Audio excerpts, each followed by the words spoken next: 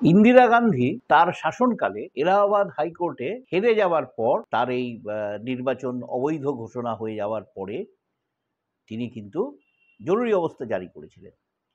সেই জরুরি অবস্থা জারি করার সময় বিরোধী দলের যাবতীয় নেতাদের যেমন তিনি গ্রেপ্তার করে জেলে ঢুকিয়েছিলেন, তেমনি কিন্তু তিনি দমন পীড়ন চালিয়েছিলেন সংবাদপত্রের ওপরে। সংবাদপত্রের বেশ কিছু বিশিষ্ট সাংবাদিক, সন্তোষ কুমার ঘোষ, বরুণ সেনগুপ্ত, এরা প্রত্যেকে গ্রেপ্তার হয়েছিলেন। একটা সেন্সার বলে একটা কালো কানুন কাগজের উপরে অ্যাপ্লাই করা হয়েছিল।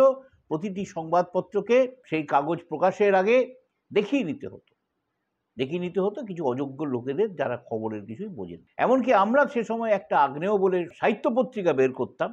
আমাদেরও এই সাহিত্য পত্রিকাকে নির্দেশ দেওয়া হয়েছিল, যেহেতু আমরা একটুখানি বৈপ্লবিক লেখালেখি করার চেষ্টা করতাম, তো সেই কারণের জন্যে আমাদেরও বলা হয়েছিল যে সেন্সার করিয়ে নিতে হবে।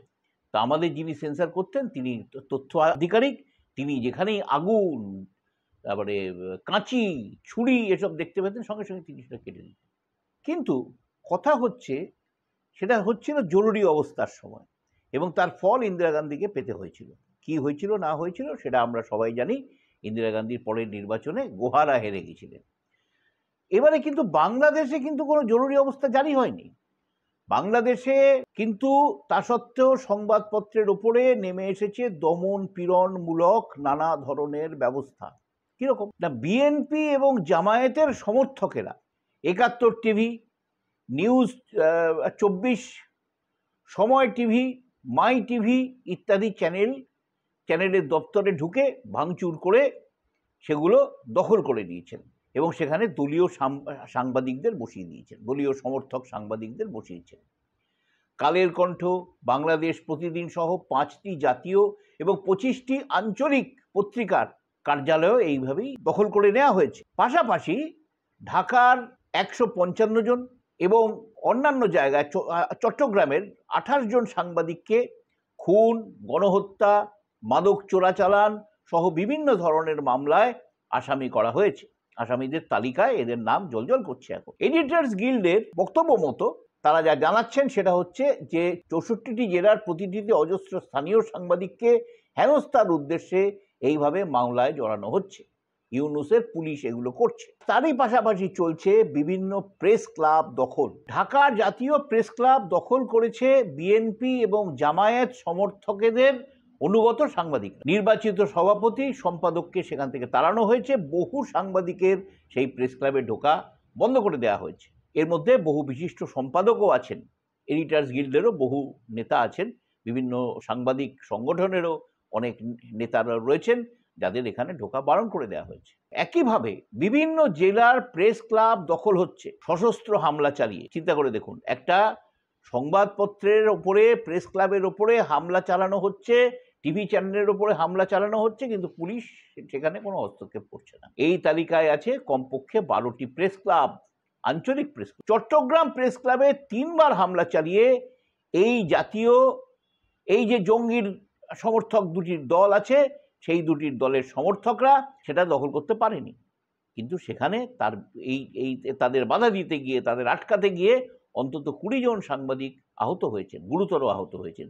সেনা সেই আটকে পড়া সাংবাদিকদের উদ্ধার করেছে। ইউনূস সরকার সম্প্রতি, ইউনূস সরকারের যিনি প্রধান উপদেষ্টা খোদ ইউনূস, মোহাম্মদ ইউনূস, নোবেল জয়ী মোহাম্মদ ইউনূস, তিনি আবার বলেছেন যে এই সরকারের সবচাইতে বড় সাফল্য, চিন্তা করে দেখুন কি ধরনের কথা, এই সরকারের সবচেয়ে বড় সাফল্য সংবাদ মাধ্যম স্বাধীনভাবে কথা বলতে পারছে। তারা এখন সরকারের বিভিন্ন রকমের যতটা খুশি সমালোচনা করতে পারছে। এটা শুনে ঢাকার কুট্টিরা সম্ভবত, এই কথাটা শুনে, ঢাকার কুট্টিদের গল্প তো আপনারা জানেনই, নতুন করে বলার কিছু নেই।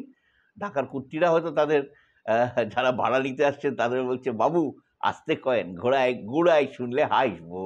বহু সাংবাদিককে বিভিন্ন জায়গায় মন গড়া এই ধরনের মামলা ঠুকে দেওয়া হচ্ছে, এবং এই মামলার আসামি হয়ে তারা গ্রেপ্তার করার জন্য আত্মগোপন করছেন। আর কি কি চলছে না, তাদের মধ্যে দৈনিক ভোরের কাগজের সম্পাদক শ্যামল দত্ত এবং সে দেশের এডিটার্স গিল্ডের সভাপতি মোজাম্মেল হক বাবুও কিন্তু গ্রেপ্তার হয়েছেন। শ্যামল দত্তের বৈধ ভিসা ছিল, তাকে কিন্তু দেশ ছাড়তে দেওয়া হয়নি। তিনি সীমান্তে এসেছিলেন সড়ক পথে, তাকে সেখান থেকে ফেরত পাঠিয়ে দেওয়া হয়েছে। আবার তারপরে তিনি ঢাকার বিমানবন্দরে গিয়ে সেখান থেকে বিমান ধরার চেষ্টা করেছিলেন, তাকে ওখান থেকে বিমান ধরতে দেওয়া হয়নি, পরে তাকে গ্রেপ্তার করা হয়েছে। পুলিশের দাবি করছে শ্যামল দত্ত তাকে নাকি মানে সীমান্ত পেরোনোর সময় সেখানকার স্থানীয় জনগণ ধরে পাঠিয়ে দিয়েছে। এদের কি দোষ? এরা হাসিনার আমলে এরা নাকি সরকারের কোনো সমালোচনা করতেন না, হাসিনার সমস্ত কাজকে তারা সমর্থন করতেন, এই জন্যেই তাদেরকে ওপরে এই ধরনের দমনপীড়নমূলক নেতা এবং কর্মীদের অবস্থা তথৈবচ। হাজার হাজার আওয়ামী লীগের নেতা এবং কর্মীদের বিরুদ্ধে এইভাবে মামলা করা হয়েছে, যার মধ্যে আছে খুন, গণহত্যা ইত্যাদি নানা ধরনের।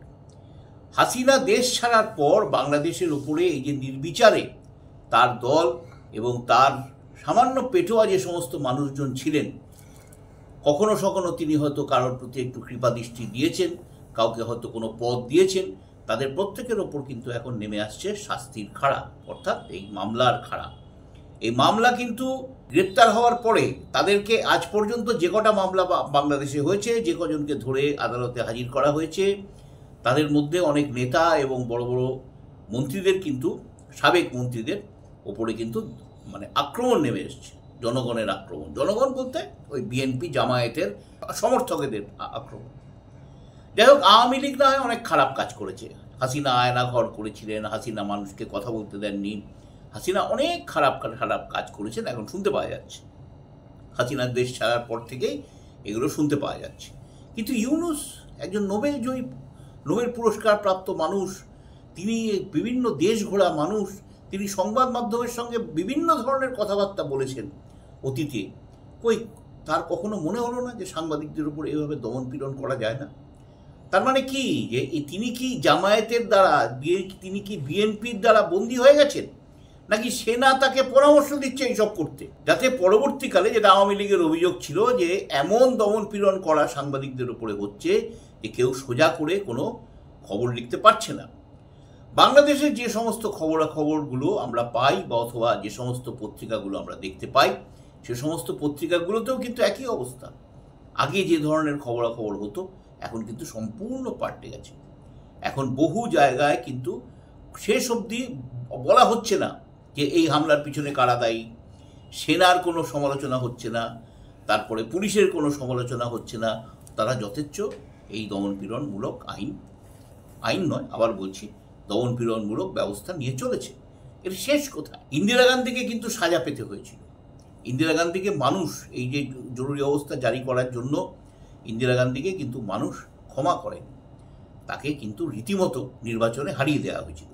কিন্তু ভারত একটা গণতান্ত্রিক দেশ, তাতে নির্বাচন হয়, তাতে মানুষ ভোট দিতে পারে, একবার হলেও, 5 বছরে একবার হলেও তারা ভোট দিতে পারে, নির্বাচন নিলে তারা ভোট দেয়।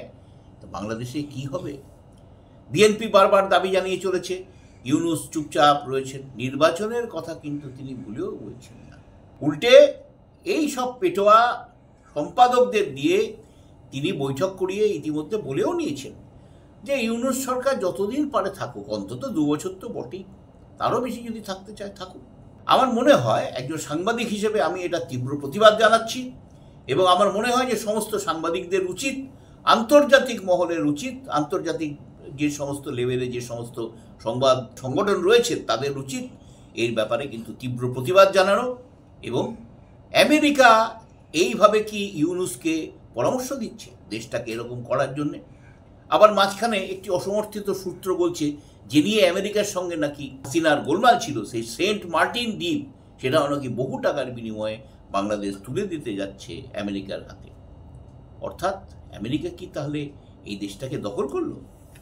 তাহলে কি আমেরিকা এইসব ইউনূসকে দিয়ে কাজগুলো করাচ্ছে? তারা তাদের নিজেদের মতন জায়গা পরিষ্কার করে নিচ্ছে, যাতে সেখানে একটি পেটোয়া সরকার তারা স্থাপন করতে পারে। আমেরিকা কিন্তু ভুলে গেছে তাদের ভিয়েতনামের পেটোয়া সরকারের ভবিষ্যৎ খুব ভালো হয়নি, আফগানিস্তানে তারা যে পুতুল সরকার বসিয়েছিল তাদেরও ভবিষ্যৎ ভালো হয়নি, এবং আজকে যে তালিবান সৃষ্টি হয়েছে সেটাও কিন্তু আমেরিকারই তৈরি করা। সেই ফ্র্যাঙ্কেনস্টাইন আজকে কিন্তু গোটা পৃথিবী জুড়ে দাপিয়ে বেড়াচ্ছে। বাংলাদেশ কোন পথে যাবে? বাংলাদেশও কি শেষ পর্যন্ত এইভাবে, এরকমভাবে সাংবাদিকদের কণ্ঠরোধ করবে, মানুষের স্বাধীনতা কেড়ে নেবে, অথচ জরুরি অবস্থা না জারি করে একটা জরুরি অবস্থা মতন মহল তৈরি করে ফেলবে দেশে? এর প্রশ্ন আমাদের রয়েছে, আশা করি অনেকেরই এই প্রশ্ন রয়েছে। আমরা দাবি জানাচ্ছি যে এইটা অবিলম্বে বন্ধ করা হোক, সাংবাদিকদের ওপরে অন্তত দমন পীড়ন বন্ধ করা হোক। নমস্কার, আমাদের এই ভিডিও যদি ভালো লেগে থাকে তাহলে এটাকে লাইক করুন, শেয়ার করুন এবং সাবস্ক্রাইব করুন।